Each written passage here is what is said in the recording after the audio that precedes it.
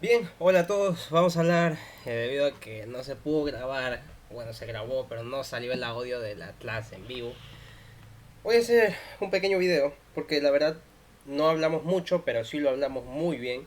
Y eso es lo que cuenta, ¿ok? El objetivo no es simplemente dar una clase con el objetivo de cumplir con un sílabus, sino de hacer que valga la pena, ¿ok? Entonces, vamos a empezar hasta donde avanzamos para que el día de mañana, pues, los que quieran ver la siguiente parte estén al tanto.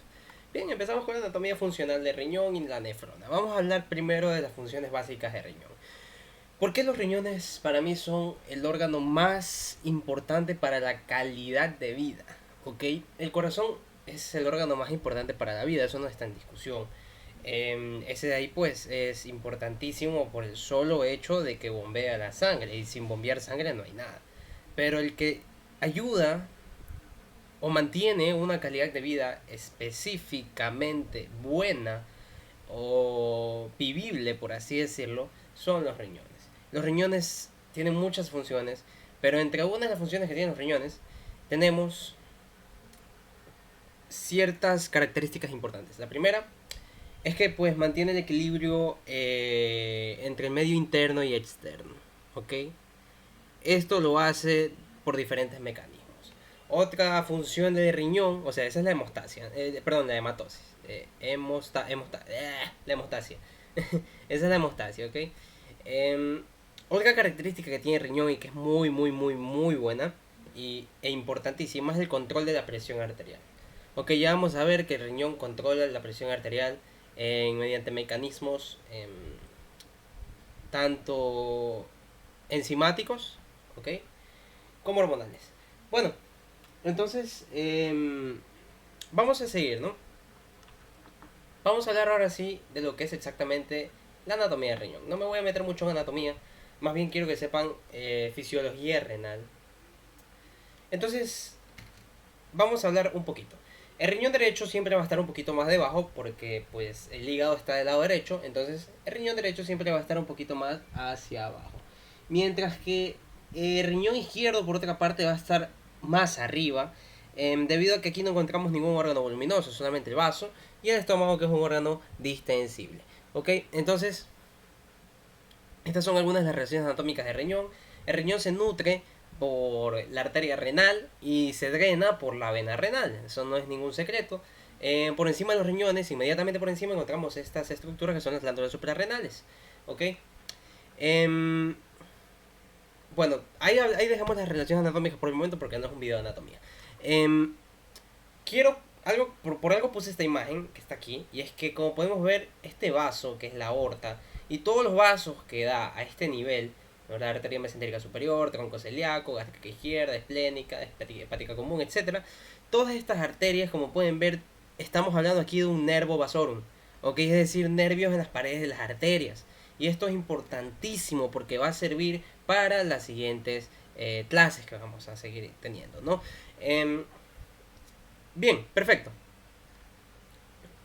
Eso por el momento. Ahora vámonos ya ahora sí a la configuración interna del riñón. Vamos a ver la configuración interna del riñón. Vamos a separarlo, vamos a sectorizarlo. Esto que encontramos aquí, que estoy señalando aquí, esta parte de aquí se denomina seno renal. Ok, seno renal se denomina esta parte que tiene, como ven aquí, los cálices menores. Ok, por aquí ya hay orina. Cálices menores, los cálices mayores, que son de 2 a 3, la pelvis renal y hasta ahí. ¿Ok? Bueno, el inicio de la pelvis renal. Entonces, esto es lo que nosotros conocemos como seno renal, ¿ok? Un seno, ¿ya? Mientras que lo que encontramos por acá, esta parte de acá, es lo que nosotros conocemos como parénquima renal en sí, ¿ok? Pero este parénquima renal va a estar dividido en esta zona que es de un color un poco más clara, que podemos ver aquí, que es la corteza renal, ¿ok? Y en otra zona que tiene un color un poco más oscuro, como podemos ver aquí, que son las pirámides renales, ¿ok? O la médula renal, ¿ok? Entonces, hasta ahí estamos correctos, creo, ¿no? Bien, entonces esta es más o menos la configuración interna de riñón. Esta pirámide renal también la pueden encontrar en libros de anatomía como pirámide de Malpighi, ¿ok? Pero pasa y sucede que entre pirámide y pirámide renal vamos a tener aquí en medio, podemos ver que existe una coloración similar a la que hay en la corteza. Estas son columnas renales, las cuales no son más que una prolongación de las pirámides renales. ¿Ok? Entonces hasta ahí creo que estamos muy bien. Em, Esto es lo que nosotros debemos de saber prácticamente a nivel general. Esta pirámide renal pues tiene en su vértice una denominada papila renal, por donde al final pues ya aquí es donde ya se drena la orina a los cálices menores, de ahí a los cálices mayores y de ahí a la pelvis renal. Ok, entonces así más o menos se distribuye. Este no es un video de anatomía, por lo tanto no voy a ahondar mucho en el tema anatómico. Ok, y bueno, eso respecto a la anatomía funcional del riñón, no hay muchísimo que decir, la verdad. Vamos a seguir con el siguiente tema. Vamos a hablar un poco de la nefrona. Aquí podemos ver otra imagen de riñón, un poco más agradable para la histología. Aquí podemos ver la corteza, tiene un color mucho más claro, y la médula tiene un color más oscuro. Esto no es necesario que se lo aprendan de memoria. La médula tiene un color más oscuro porque tiene más tonicidad. Es decir, en este espacio extracelular, aquí nosotros vamos a encontrar mayor cantidad de solutos. ¿Ok? Y esa es la razón por la que existe en este lugar, en la médula renal, en la médula renal, en las pirámides renales. Es por esa razón que nosotros vamos a encontrar un color más oscuro, porque existe mayor tonicidad, mayor osmolaridad, como lo he explicado en el video respectivo de la osmosis que hice hace un tiempo ya. Bien, aquí podemos ver las pirámides renales. Ahora sí, sigamos, ¿no? Este es un video simplemente ustedes para que lo puedan repetir las veces que quieran las partes, ¿ok? Y pues estar al tanto del siguiente día, ¿no? Bueno, ¿qué es lo que ha pasado aquí en esta imagen de aquí? En esta imagen de aquí lo que se ha hecho es tomar una pirámide renal y cortar hasta acá. Los que han tenido la oportunidad de ver una práctica de anatomía se van a dar cuenta que los riñones son súper pequeños, no parece que fueran de ese tamaño. Entonces, ya hacer un corte así y verlo así es obviamente microscópico. Entonces, el corte que hice aquí es exactamente lo que está aquí. Esta parte que está acá es la corteza. Esta parte que está acá es la corteza. Esta parte que está acá es la pirámide, la médula. Y esta parte que está acá, perdón, bueno, es la médula. Del mismo color, ya no importa. ¿Ok? Entonces están separadas incluso por su tono, como ven, ¿no? Bueno, esto de aquí, esta estructura, nos va a servir. ¿Por qué? Porque la nefrona, ok, la nefrona es la unidad anátomo-funcional del riñón. ¿Ok? Es la unidad anátomo-funcional. ¿Qué quiere decir esto? No es una, no es una célula, no es un tejido simplemente, sino que es un conjunto de estructuras, las cuales juntas forman la unidad mínima que cumple la función del riñón. ¿Ok? Entonces, la nefrona está compuesta a su vez por un corpúsculo renal, que es esta bolita que vemos aquí, y por una serie de túbulos. ¿Ok? Para entender a nivel general qué es lo que pasa en la nefrona, necesitamos ver bien este esquema. Ok, miren aquí. Primero vamos a empezar con irrigación. Esto es algo que no dije en el video. Vamos a empezar en la clase, perdón. Vamos a empezar con la irrigación. Miren, aquí vemos estas arterias que se denominan arterias segmentarias. Ok, arterias segmentarias anteriores del riñón. Ok, y aquí nosotros podemos ver unas arterias que se van, pues, entre aquí por los lados de la médula, nombre de las pirámides. Estas son las arterias interlobulares. Ok, estas arterias, arterias interlobulares. Estas arterias interlobulares a su vez van a dar unas arterias arciformes por su forma de arco, que son estas que están aquí, estas que están acá arriba, estas de aquí. Esas arterias, hasta ahí vemos macroscópicamente. Esto ya casi ni se ve macroscópicamente. Microscópicamente lo que nosotros vamos a encontrar, ¿ok? Ya son simplemente unas arterias interlobulares que están aquí a nivel de la corteza. Estas son las arterias interlobulares. Y las arterias interlobulares a su vez van a estar dando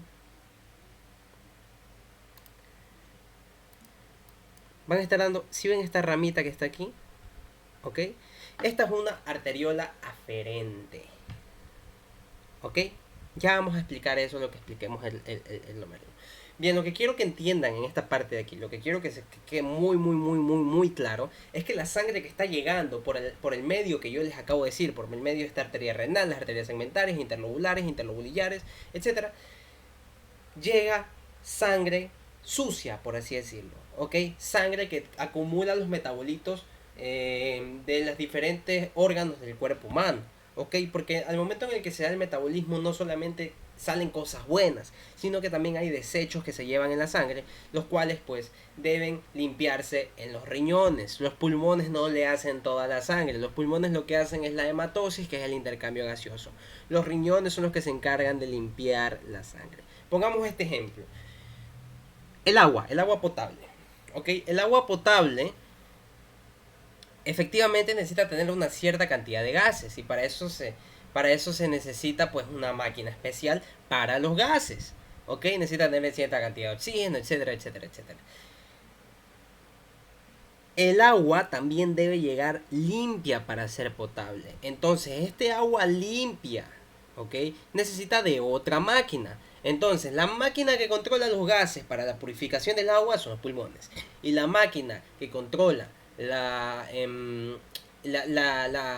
salubridad del agua, la que filtra las partículas que no le sirven, las partículas que son dañinas del agua, pues es otra máquina, que en este caso son los riñones. ¿Ok? Entonces hasta ahí creo que estamos pues claros, ¿no? Muy claros. Hasta ahí creo. Bien, sigamos.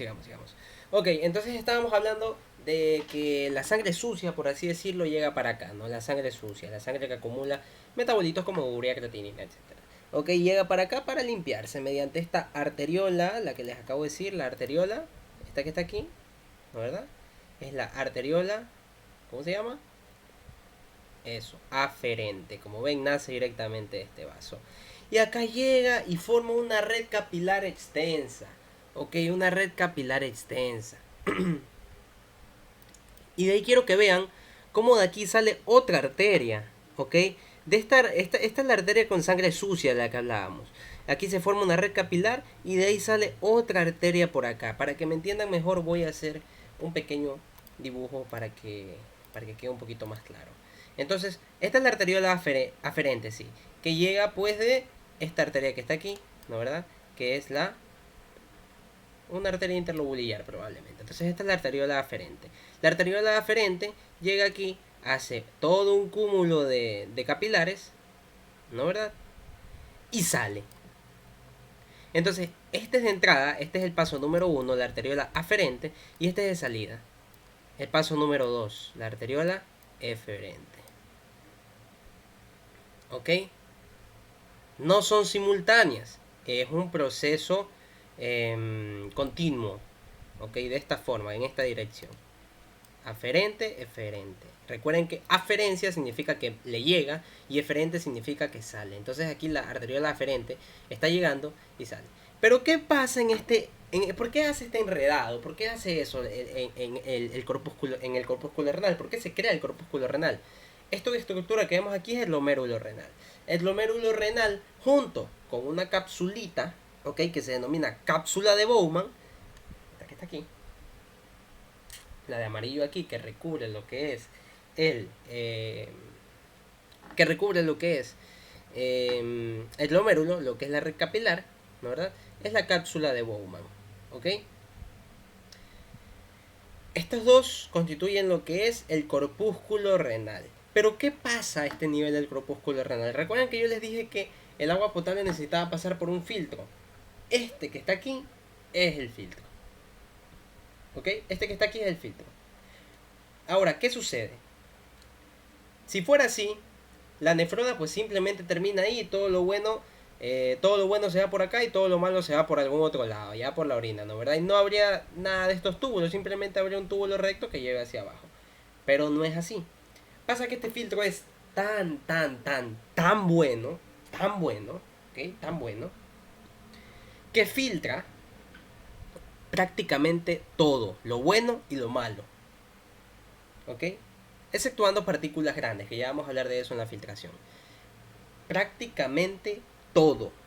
El sodio, el cloro, el bicarbonato, los hidrogeniones, todo lo absorbe, todo lo filtra. ¿Ok? Todo lo filtra. De tal forma que aquí en el número 2 que tenemos la arteriola eferente, la sangre aquí en la arteriola eferente va a ser extremadamente limpia. Ustedes dirán, eso es bueno. O sea, es bueno que la sangre sea extremadamente limpia. Pero están errados. Que la sangre sea extremadamente limpia no quiere decir que sea útil. ¿Ok? La arteriola eferente llevaba sangre extremadamente sucia, sí. Que aquí se va a purificar. Pero la arteriola eferente lleva sangre extremadamente limpia que no tiene sodio, no tiene cloruro, no tiene potasio casi. ¿Ok? O tiene lo mínimo, lo necesario. Porque obviamente sí tiene que tener, pero lo mínimo, lo necesario. ¿Ok? Entonces esta arteriola eferente no puede volver a la circulación así. Porque no tiene lo mínimo necesario para darnos de comer a nuestras células o para las funciones de la célula. ¿Qué sería de la contracción muscular sin el sodio? Qué sería de los gradientes de concentración de polarización sin el potasio? ¿Qué sería del corazón sin el calcio? ¿Qué sería el músculo liso sin el calcio? Entonces aquí, en esta arteriola eferente, no tenemos la suficiente cantidad de iones como para llevar a todo el cuerpo humano. Toda esta cantidad de iones se filtraron aquí en el glomérulo. Aquí donde ustedes están viendo se filtró y se va a ir en la orina. Entonces, ¿qué es lo que sucede? Esta arteriola eferente no es tonta. La arteriola eferente sabe que la orina va a ir por los túbulos. Esta orina rica en lo que le pertenecía a él por derecha, que es el sodio, el potasio, etcétera, todo lo bueno. Entonces la arteriola eferente dice, bueno, ¿sabes qué? Te voy a quitar lo bueno y te voy a quitar lo bueno y te voy a dejar lo malo para que lo botes. Eso le dice a los túbulos. ¿Cómo se lo dice? Vamos a verlo acá en esta imagen. Perdón. Fíjense aquí. Miren, aquí está la arteriola eferente. La eferente ya les dije que sale directamente de una arteria aquí, ¿no? Y la arteriola eferente, miren cómo sale aquí del corpúsculo. Y miren cómo va a dar esta rama. Vamos viendo primero esta rama de aquí. Miren esta rama cómo se dirige hacia la pared de los túbulos. Y miren esta otra rama también cómo se dirige hacia la pared de los otros túbulos. ¿Se dan cuenta de esto? ¿Ok? Esta rama de acá se dirige hacia la pared de los túbulos y la de acá también se dirige hacia la pared de los túbulos. ¿Ok? ¿Se dan cuenta? ¿Para qué hace esto? Porque en los túbulos renales hay reabsorción. Es decir, en los túbulos renales se reabsorbe sodio, se reabsorbe potasio, se reabsorbe cloro, se reabsorbe un montón de sustancias. Entonces la reabsorción no se va a quedar simplemente en la célula del túbulo, sino que va a dirigirse hacia la arteria, hacia la rama de la arteriola eferente, y de ahí se va a ir ya por retorno venoso. ¿Ok? Entonces así la sangre purificada y funcional se va. ¿Ok? Una cosa es que la sangre sea pura, ¿ya? Que no tenga nada dañino. Pero otra cosa es que sea funcional, que tenga los suficientes iones y aminoácidos,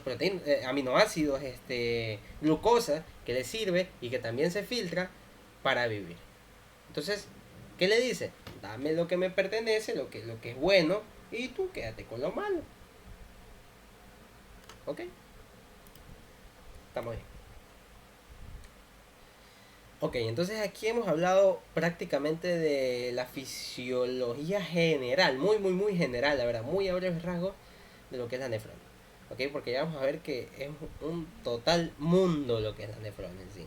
Entonces, prácticamente eso es la clase, o sea, nefrona y filtración glomerular, porque de ahí vamos a tener otra, en la que vamos a ver toda la reabsorción a nivel de los túbulos. ¿Ok?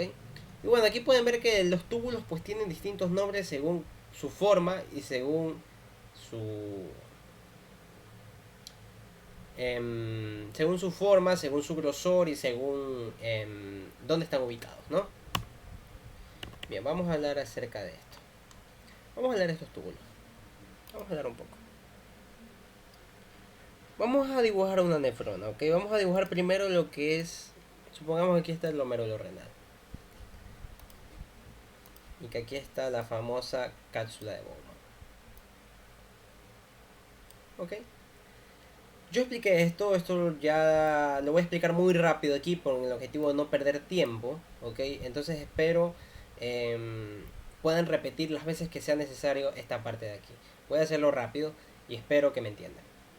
Primero tenemos el túbulo contorneado proximal.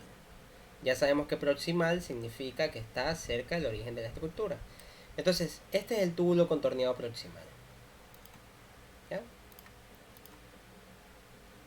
Túbulo contorneado proximal. Después tenemos un tubo más recto y más grueso, que es el túbulo recto proximal.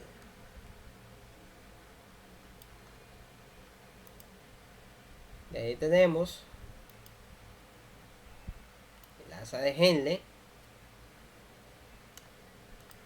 que el asa de Henle va a tener una porción descendente y una porción ascendente. Y allí tenemos el túbulo recto distal,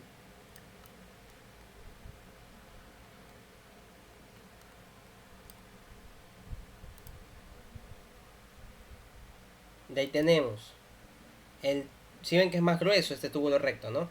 De ahí tenemos el túbulo contorneado distal,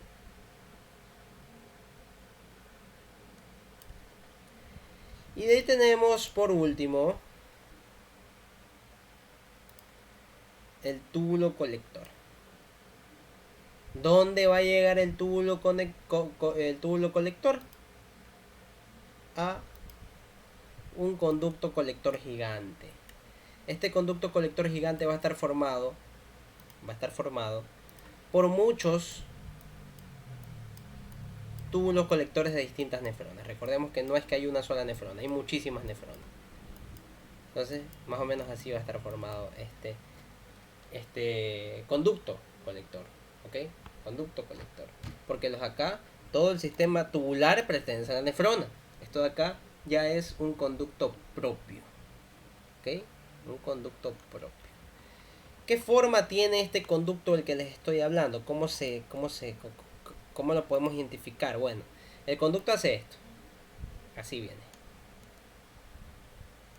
¿Ok? Eso es lo que hace el conducto. Bueno, hasta ahí estamos bien. Si entendieron la estructura de la nefrona, pues perfecto, lo pueden repetir las veces que sea necesario. Vamos a aclarar ciertos puntos. El túbulo contorneado proximal, no hay ningún problema. El túbulo recto proximal suele tener otro nombre, como porción gruesa descendente del asa de Henle, ¿ok? Y la de acá le denominan porción delgada descendente del asa de Henle. A la de acá porción delgada ascendente del asa de Henle, y a la de acá porción gruesa ascendente del asa de Henle. Es decir, estas partes de aquí algunos autores la toman como parte del asa de Henle. Sin embargo, pues a mí me gusta denominarles túbulos rectos simplemente. Túbulo recto proximal y túbulo recto distal. Yo ya sé que después del contorneado va después del contorneado proximal va el recto proximal. Y después del recto distal va el contorneado distal. ¿Ok?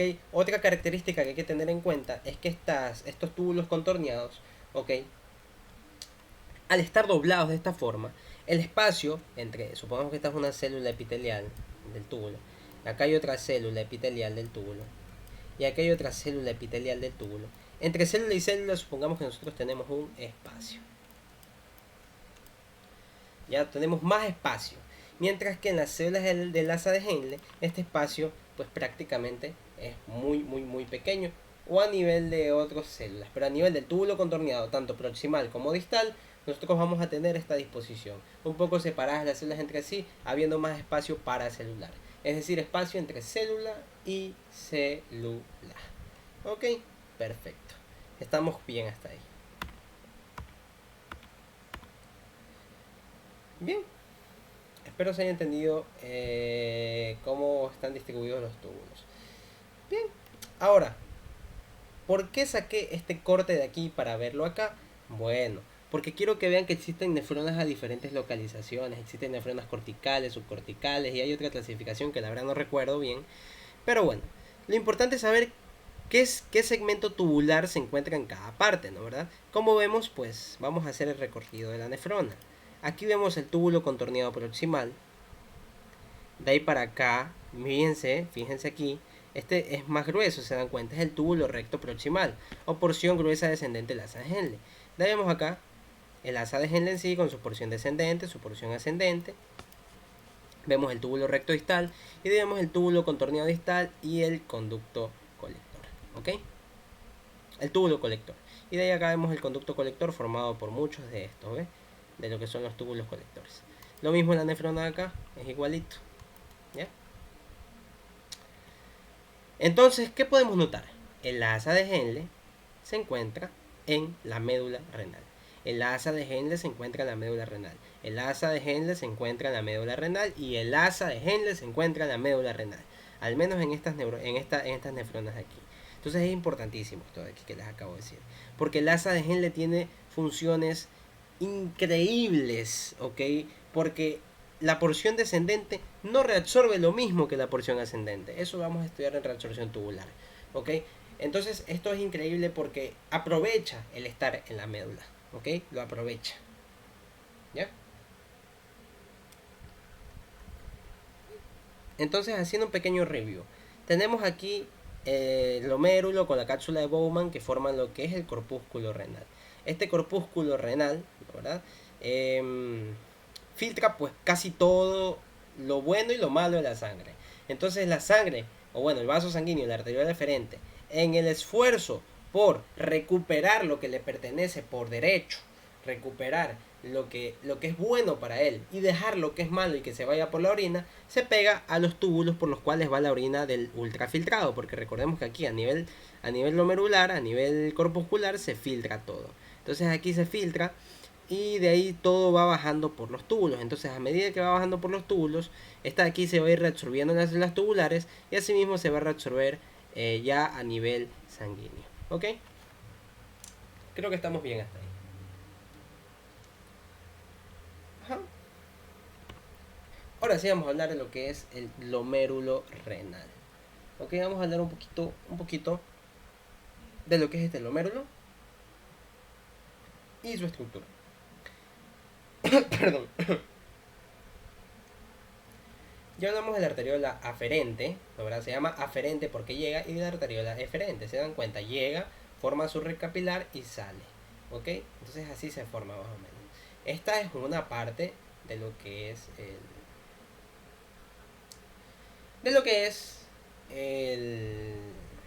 todo este conjunto que es el corpúsculo renal.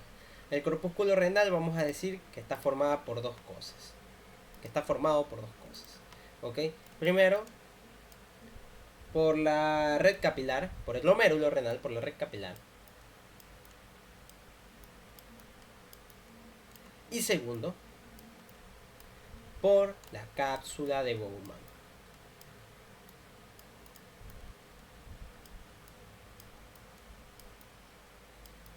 Ok, pero ustedes recuerdan el comportamiento de las serosas, del peritoneo, del pericardio, de la pleura, cómo se comportan las serosas. Recordemos que las serosas, es decir, ¿qué son serosas? Son unas membranas, ¿sí? Unas membranas que recubren lo que son ciertos órganos. En el caso de los pulmones, por ejemplo, vamos a dibujar aquí un pulmoncito.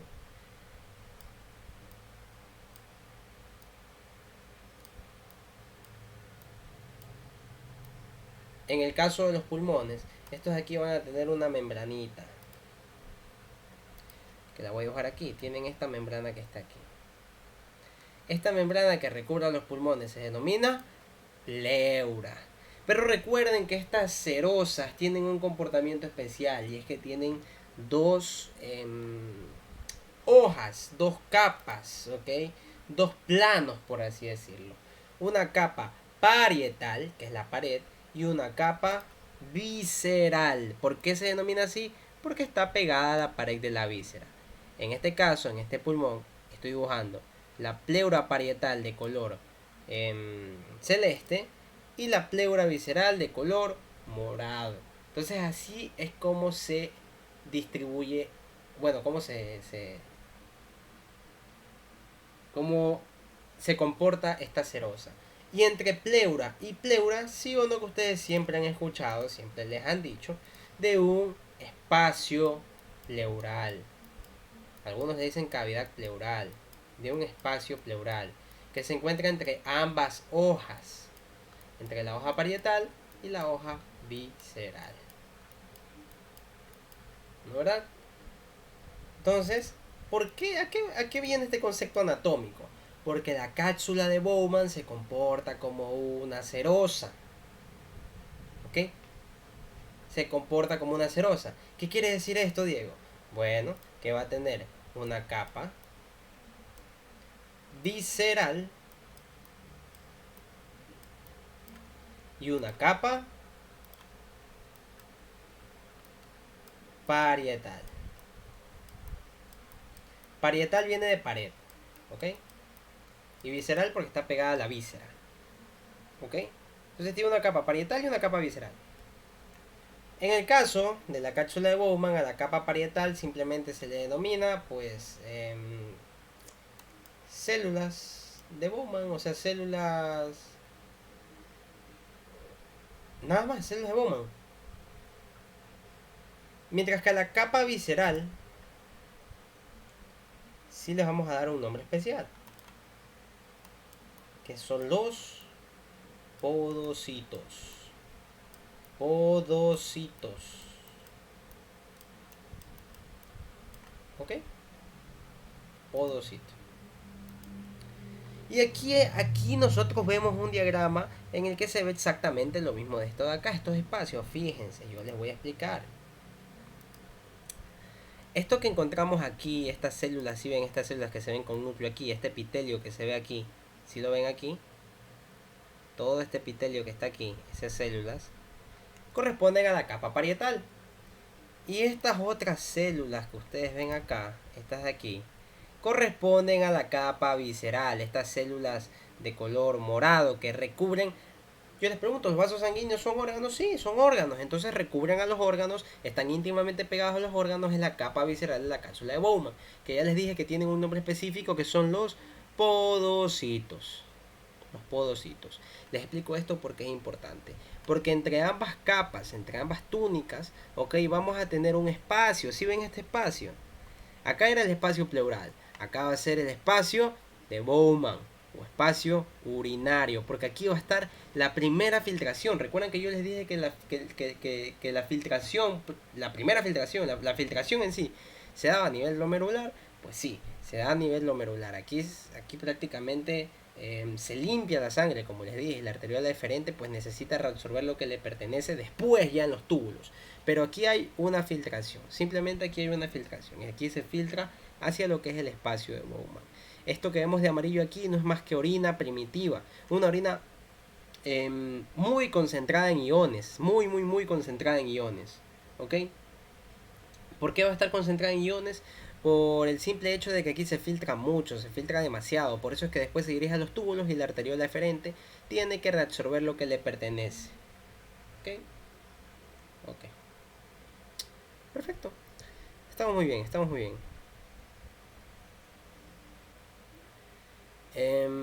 Entonces el filtro va más o menos así, ¿no? ¿Cómo funciona más o menos? Ya vamos a ver más a profundidad, pero cómo funciona más o menos el filtrado. De aquí, ¿no, verdad? De toda esta sangre mediante esta membrana de filtración, porque existe una membrana que filtra, así como existen los sedazos para los sedazos, coladores, etcétera, para colar lo que es la comida, ¿no, verdad? Aquí también existe una membrana de filtración que vamos a explicarla a detalle. Pero prácticamente la orina ya sale así, ¿no, verdad? Llega a este espacio de aquí pues va a haber, ¿qué va a haber aquí? Va a haber sodio, como les dije, ¿no? Va a haber potasio, va a haber cloro, va a haber calcio, ¿ok? Va a haber proteínas pequeñas, va a haber aminoácidos y va a haber glucosa. Son los elementos importantes que van a haber aquí, que se van a filtrar, ¿ok? Se va a filtrar mucho, pero esto es lo más importante. Y aquí esto queda lleno de esto, porque recuerden que se filtra casi todo, ¿ok? y la arteriola eferente, después todo esto que se filtró aquí, ok, todo lo que le es útil a él. ¿Qué le es útil a la... a ver, aquí también se filtró urea y creatinina. ¿Qué le es útil a nuestro cuerpo? Le es útil el sodio, le es útil el potasio, le es útil el cloruro, le es útil el calcio, le es útil las proteínas, y le es útil los aminoácidos, le es útil la glucosa. Pero no le es útil la urea y la creatinina. Entonces esto no lo va a reabsorber. Mientras que esto que está acá, sí lo va a reabsorber. En realidad, siéndole sincero, sí va a reabsorber cierta cantidad de urea y creatinina. Bueno, de urea, la creatinina casi toda se excreta. La urea más o menos en un 55% se excreta. Pero en sí, esto de acá sí va a ser una reabsorción bastante significativa. Sodio, potasio, cloro, va a tender a reabsorberse mediante las ramas de la arteriola eferente. Bien, este es un dibujo que hice en la clase del que estaba hablando acerca de la membrana de filtración. Con el solo objetivo con el solo objetivo didáctico, ¿no? Voy a volverlo a hacer todo. Solo con el objetivo didáctico lo voy a volver a hacer todo, ¿ok? Que ya la verdad nos falta mucho. He intentado ir rápido, como para que... Qué horrible. He intentado ir como rapidito, como para que ustedes puedan... sea conciso y ustedes puedan repetir lo que necesiten del video. Lo que estoy dibujando aquí es un vaso sanguíneo.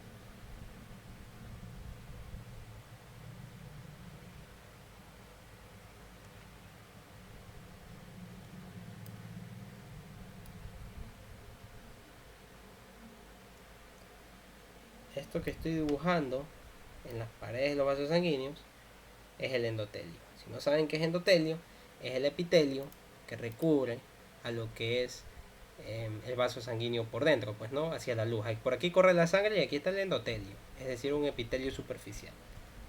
¿Ok? Superficial respecto a la luz, ¿no? ¿Verdad? La luz del vaso sanguíneo. Perfecto. Entonces la primera, el primer componente, por así decirlo, de la membrana de filtración va a ser el endotelio. El primer componente es el endotelio. Ahora, vamos haciendo una pausita. ¿Cuáles son las túnicas de la mayoría de los vasos sanguíneos? Tiene tres túnicas. De interno hacia externo tiene endotelio, tiene una capa muscular, le pongo mío porque es la abreviatura de músculo, una capa muscular, y tiene una capa adventicia, ¿no? ¿Verdad? Perfecto, tiene esas tres capas. Un endotelio adentro, un músculo en medio y una y una adventicia por fuera. ¿Verdad? Ahí queda. Y una adventicia por fuera. Entonces esto nos va a servir un poquito más adelante, en este mismo video. Bien, entonces aquí nosotros vemos que el primer componente del endotelio es la el primer componente de la membrana de filtración es el endotelio. Vamos al siguiente componente. El siguiente componente es un componente un poquito grueso, que es la membrana basal glomerular. ¿Okay? Vayan a leer histología y entenderán lo que es en sí una membrana basal. Lo que a mí me interesa en este momento es simplemente que sepan que pertenece, ¿sí? Pertenece a lo que es esta membrana de filtración. ¿Ok? Entonces este de aquí es el segundo componente, que es la membrana basal glomerular. Esta membrana basal glomerular, lo que quiero que tengan en cuenta es que está formada por peptidoglucanos. ¿Ok? Peptidoglucanos. ¿Qué característica tienen los peptidoglucanos? Tienen una alta carga negativa. Eso es lo que quiero que se lleven a la casa. ¿Ya? Tienen una alta carga negativa y los encontramos aquí en la membrana basal glomerular. ¿Ok? Perfecto. Y por último, pero no menos importante,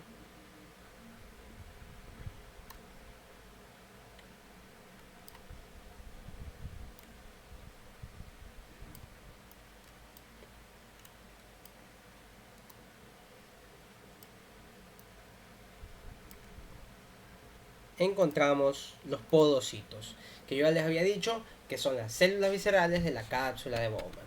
¿Ok? Como pueden ver, los podocitos tienen unos pequeños piecitos, ¿ok? Estos se denominan pedicelos, pedicelos, pedicelos, pedicelos, ¿ok? Entonces, más o menos entre podocito y podocito, y más o menos por aquí también, vamos a encontrar una serie de poros. Por estos poros es por donde ya va a salir la orina. ¿Por qué? Porque como esta es la capa más externa, por así decirlo, por acá ya nosotros vamos a tener pues la capa parietal de la cápsula de Bowman, ¿no verdad? Por aquí así, ya está la capa parietal con las células epiteliales, ¿no verdad?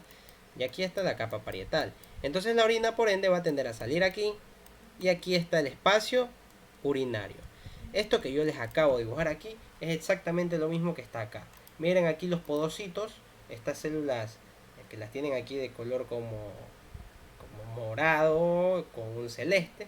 Bueno, y acá ya tenemos lo que es la capa parietal, ¿no? ¿Verdad? De la cápsula de Bowman. Y aquí vemos el espacio urinario, es exactamente lo que está acá. Capa visceral o podocitos y la capa parietal. Y entre ellos el espacio urinario. ¿Ok? Eso es lo importante de esta membrana de filtración. Ahora, no hay que olvidar que estos capilares de aquí, los capilares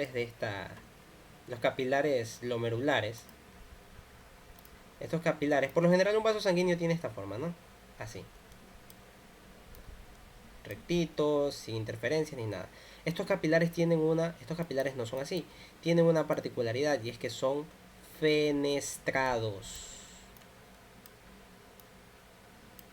¿Qué significa fenestrados? Tienen huecos, tienen poros, por donde va a facilitar la difusión, lo que es la filtración, ¿no? ¿Verdad? Tiene poros. Entonces, mediante estos poros se va filtrando por la membrana basal glomerular y de ahí por los podocitos. Aquí existe un espacio subpodocítico, una ranura de filtración, etcétera. Eso lo pueden leer más a detalle.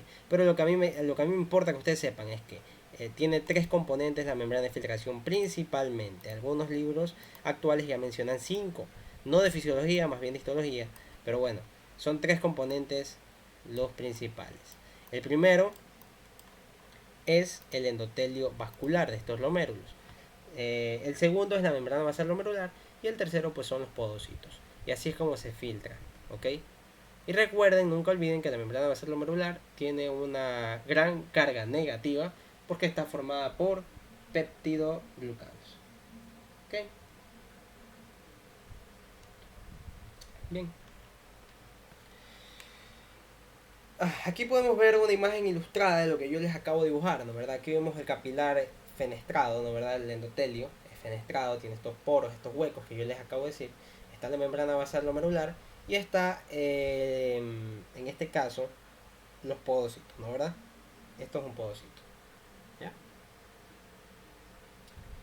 Y bueno, aquí ya pasa el espacio urinario, ¿no verdad? Miren, aquí, esta imagen que está aquí es prácticamente lo mismo que lo que está acá, pero mucho más especializado. Aquí es como que, recuerden que el glomérulo, perdón, el corpúsculo, imagínense ustedes que es un globo, o bueno, no un globo, una naranja, ok, es una naranja, la cual ustedes para verla así como está aquí, tienen que cortar la naranja a la mitad. Entonces ustedes ven ya por dentro de la naranja, ¿ya? Porque esto de aquí efectivamente tiene que ser como una naranja porque tiene líquido por dentro, como pueden ver. Entonces si es abierto, pues el líquido no se va a poder sostener ahí. Entonces el líquido necesita sostenerse ahí, por lo cual tiene que ser un círculo cerrado. ¿Ok? Ok. Bien. Déjenme revisar. Sí, está grabando. Perfecto. Ya estoy psicoseado. Bien. Bueno, ya entramos a la última parte de nuestro video en realidad. Hasta aquí llegamos con los chicos. Em, fíjense. Aquí encontramos, vamos a ver lo que ya hemos visto. Vamos a revisar lo que ya hemos visto. Ya hemos visto los capilares glomerulares. Hemos visto la membrana basal glomerular. Hemos visto los podocitos. Miren aquí los podocitos.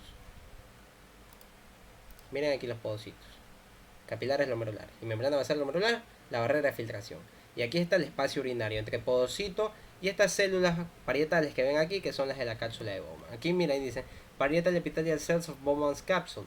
Quiere decir que esta es la capa parietal, la cápsula de Bowman. Mientras que los podocitos son la capa visceral.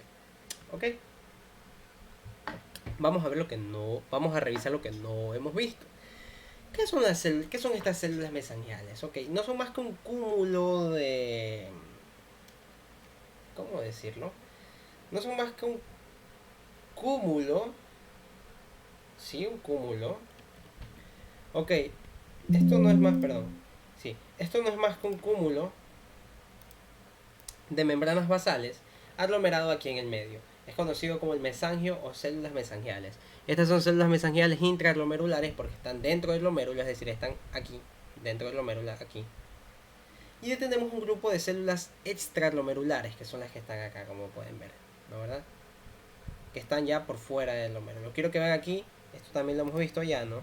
Para que se den cuenta. La arteriola aferente y la arteriola eferente. ¿Ok? Ahora,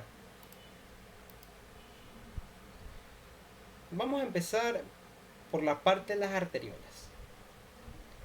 Las arteriolas, pues aquí vamos a tener un endotelio vascular, que es este que estoy señalando aquí. Este endotelio, que es el epitelio que les estaba hablando. Tenemos esta capa de en medio, que son células de músculo liso. Recuerdan que yo les dije las tres capas de los vasos sanguíneos: endotelio, una capa muscular y una capa adventicia. Entonces, de ley aquí va a haber músculo liso, ok, un músculo. Y la capa más externa que va a ser una adventicia, ok. ¿Por qué a mí me interesa hacer énfasis en estas células de músculo liso que se encuentran aquí? ¿Por qué? ¿Ya? ¿Por qué? Porque estas células de músculo liso, al casi llegar acá a lo que es el corpúsculo, pues van a modificarse. Ok, van a modificarse y van a convertirse en estas células que son las células juxtaglomerulares. Ok, juxtaglomerulares. ¿Qué diferencia tienen entonces estas de unas células musculares comunes? De unas células musculares lisas comunes. Que van a secretar renina. Ya deberían haber escuchado el término renina muchísimas veces. El sistema de renina, angiotensina, aldosterona. Ya lo vamos a ver acá. Acá tengo tengo preparado todo lo que es el tema para hablar, ¿no? Entonces ya vamos a hablar acerca del sistema renina, angiotensina, aldosterona. Pero lo que quiero que tengan en cuenta es que las células juxtaglomerulares son las que tienen la capacidad de liberar renina. Juxtaglomerulares, que sí, pertenecen al aparato juxtaglomerular, perfecto, sí. Pero las células juxtaglomerulares en sí son estas de aquí, células modificadas del músculo liso. Generalmente la arteriola aferente, ¿ok? Hasta ahí dejémoslo. Aquí falta decir algo, pero vamos a dejarlo hasta ahí. Ahora, ¿qué es esto que está aquí? Ustedes tal vez no lo reconocen, tal vez no saben. ¿Qué carajo es? O sea, ¿qué es? Dios mío. Bueno, aquí dice Distal Convoluted Tubule. Este es el túbulo contorneado distal. ¿Cómo? O sea, estamos hablando de que el túbulo contorneado distal está lejísimos de lo que es el corpúsculo.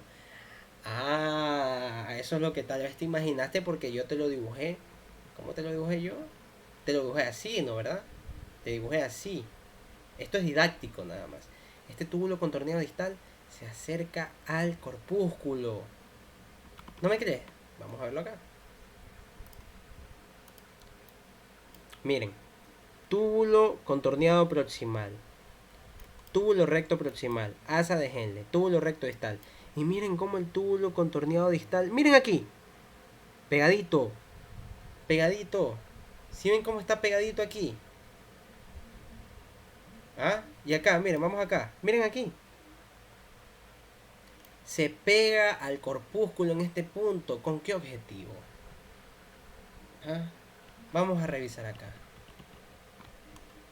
Miren acá como obviamente la luz de este túbulo tiene que tener un epitelio también. Al igual que un vaso sanguíneo es más o menos como un endotelio. Entonces es un tubito.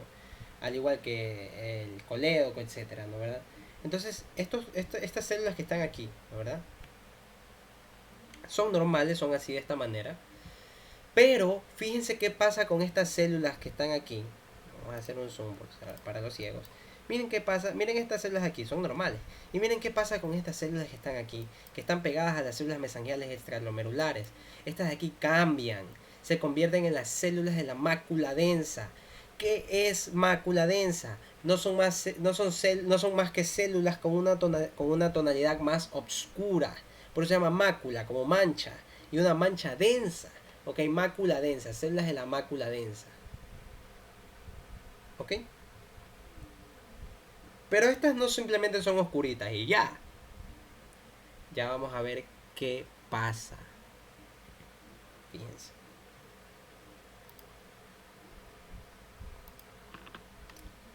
Las células de la mácula densa son quimiorreceptoras. ¿Qué quiere decir quimiorreceptoras?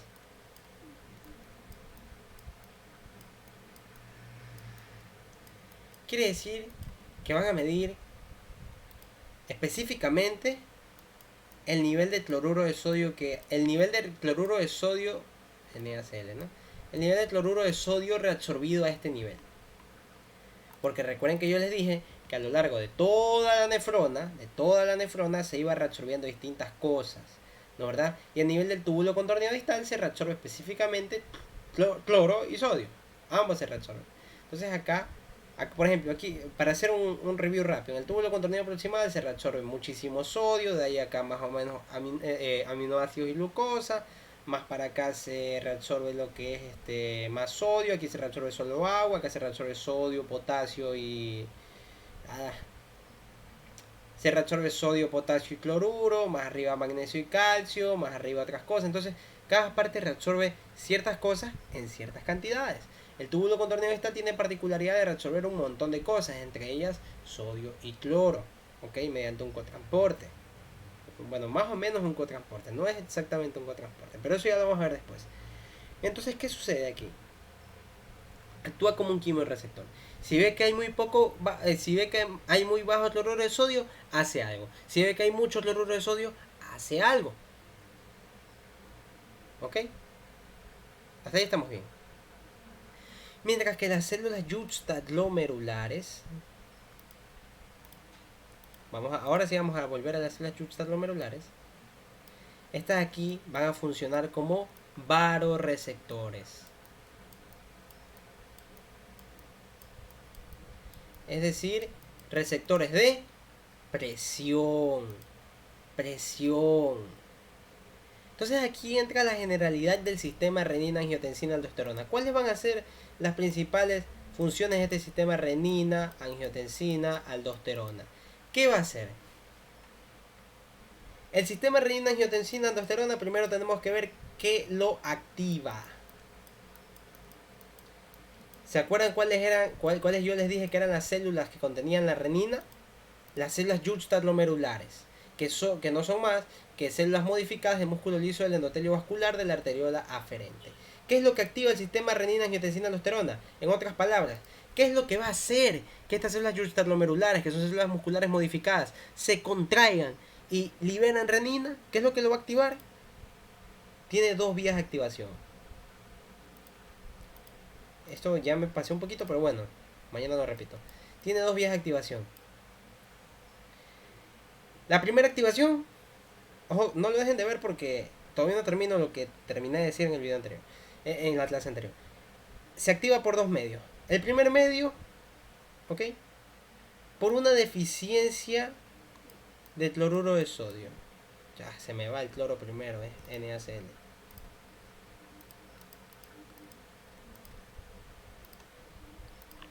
Por una deficiencia de cloruro de sodio. Y por otra parte, se activa también por bajada de la presión arterial.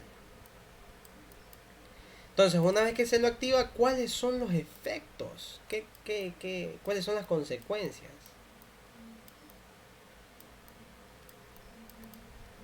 Tiene dos consecuencias. Aumenta la reabsorción. Bueno, son muchas más, pero estas son las dos principales. Aumenta la reabsorción de sodio y aumenta la presión arterial. Esto lo vamos a ver el día de mañana. Pero quiero que tengan esto muy en claro, esta generalidad. El sistema renina, angiotensina, aldosterona se activa tanto por quimioreceptores en la mácula densa que verifican, oye, no se está reabsorbiendo suficiente cloruro de sodio, aquí está pasando algo, aquí no está llegando suficiente filtración, aquí hay poca perfusión renal, etcétera. Aquí está pasando algo, entonces tú arréglamelo tú, células yuxtaglomerulares. Entonces las células yuxtaglomerulares dicen, ¿sabes qué? Libera renina. Entonces se activa el sistema renina-angiotensina-aldosterona, que lo vamos a explicar. Que va a terminar haciendo que aumentando la reabsorción de sodio, que es lo que buscaba la mácula densa. Mientras que a una bajada de la presión arterial, ¿quiénes tienen los varoreceptores? Varopresión, ¿no? ¿Verdad? ¿Quiénes tienen los varoreceptores? Si las células yuxtaglomerulares, que son las varoreceptoras, captan que hay una bajada de la presión arterial, también estas células se van a contraer y van a aumentar la secreción de renina, por lo tanto van a aumentar la presión arterial mediante el sistema de renina, angiotensina, aldosterona. Creo que sí me hice entender. Si no, se puede repetir el video también. Entonces, hasta aquí nos quedamos. Ya mañana hablaremos más a fondo de este sistema renina, angiotensina, aldosterona y sobre todo ya el tema fisiológico. ¿Ok? Entonces, nos vemos. Hasta mañana los que deseen conectarse.